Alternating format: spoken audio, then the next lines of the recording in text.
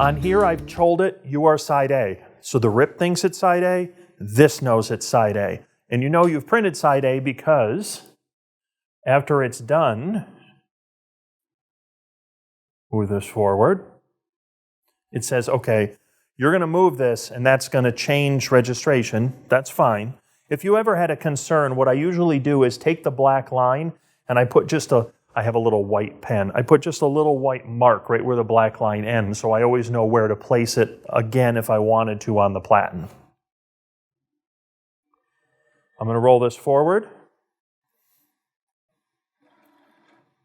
The little dots there are zoomed marks. I'm going to use a zoom to cut this. And there's our line. So if I had run 20 different sets of these, which I do all the time, usually what I'll do with double-sided is I'll load the banner, get these lined up, do a long queue, and I go away. And I come back and the whole roll is burned, or close to it. After I'm at my last point, I take a marker or a pen and I put a little mark right on the other side, right where that black line is. That way, when I roll this down and I feed it back through, I can see that little mark. And I'll show you how to load it in so that mark is placed. What you're doing is you are setting up the mark to sit right behind where the amaze is, so it is completely foolproof. You load it in, it goes and looks for the line, you've put the line right behind the amaze can see it. Once it identifies the black line, you're good to go, and it's going to take off. The RIP will say, do you want to print these jobs? You can say yes or no. If you say yes, it's going to start printing right there. Now, the thing that you want to consider here is, I'm going to roll this forward, and this is going to be the beginning of the next print. So you've got to decide how much media are you willing to feed it in order to come forward and not have any issues. This is a 560. You have the hole opening here, okay, which you have to get through, and then you have this. My way of thinking would be, this is just my way of thinking, I would roll out far enough so that when I feed this in, I can go right to the take-up roll. Because I want to go from take-up roll to take-up roll. I'm going to send the job, which means I need to have enough room from here going back that I can feed it through and tape it onto the take-up roll.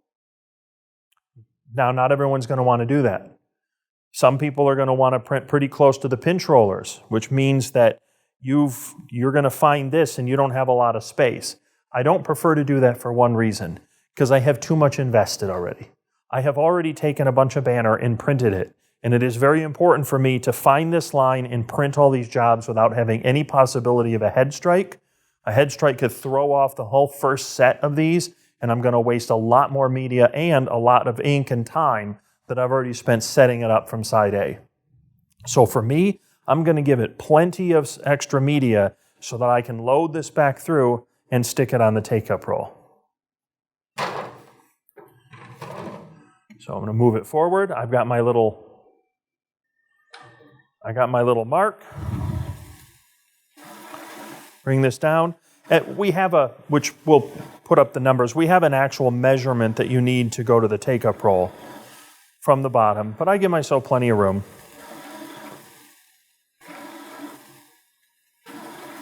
That should be good. And then we will cut this. And at that point, if you've completely pretty much burned the roll, there won't be much left on there. You're then going to take the bottom roll, you're going to feed it in. Now that's going to be your take-up roll is going to be your feed roll. You're going to swap cores. And then the top one, if you have a bunch left, just tape it up and save it. And then get another core if you still have a lot left on the feed roll. And that core is now going to be the take-up roll. So we're just going to take the bottom core. That's going to get fed into the feed roll now. It's going to be upside down. You have your little mark so that you can set everything up properly. And then we're going to print side B. When we go to print side B, I don't load this in any special way. I don't tell it your side B. I just load vinyl. Once I've loaded it and I've placed everything where I want it to be, then I tell it, okay, you are a side B print. Until I tell it what to do, I don't want it to do anything because I'm going to set it and put the media exactly where I want to place it. Side A is printed. I rolled it out and cut 38 inches. I think 38 to 40 inches is almost perfect because it's going to allow you to roll it forward, put it on the take-up reel, and drop the dancer bar. This is exactly 38 inches. I can see my little line there, and it's right where the edge guard is, so it's going to roll forward. I've loaded the media, but I did not tell it it's anything except media that's loaded.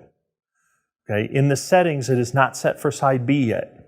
I'm going to do that in a moment. And once I do, Onyx is going to go, oh, this is a double-sided job, right? And I'm going to say, yep. And then it's going to throw a message that says, do you want to start printing the double-sided side B now? And you can say yes or no. If you say yes, it's going to, since you, for me anyway, I always have my print jobs individually set to print automatically, it's going to start releasing side B. This is where, if you tell Onyx, no, I don't want to print side B, what you have in the queue right now is in Onyx is, give or take 10, for me, 10 jobs all ready to go. If I sent these over there as 2 different images, let's say 5 of the dog here and then 5 of a different dog, I can change the order in the queue in Onyx to release the other dog to print on the back side. That's how I print 2 different images using the Onyx queue, so that side A is dog 1, side B is, I don't know, a grapefruit. You can pick anything. But you're changing the order so you have 2 different images on front and back, and that works pretty well. But you have to keep track of that because Onyx will try to go in the order that they went. You know, it wants to do them because it thinks, hey, you did them 1, 2, 3, 4, 5 through 10, and so now I'm going to do them 10, 9, 8, 7, 6 backward because it wants to line them up. And what you're trying to do is swap that order. So you have to remember to do that. This I put right on the take-up roll because at 38 inches it'll go right on the take-up roll. And I can see my little mark and I know that it is behind the amaze and it's ready to go. So I'm going to go over here to settings and I'm going to tell it substrate, double-sided printing. I'm going to say you are now side B, and I'm going to go back over here. Now Onyx, I can kind of see off screen, has already said, I see it, do you want to print side B? And I'll go over there and say yes in a moment. But this is ready to go, it's ready to roll. That line should run right into the amaze. It'll see the black line, and side B is going to start printing. It's already on the take-up roll and ready to move.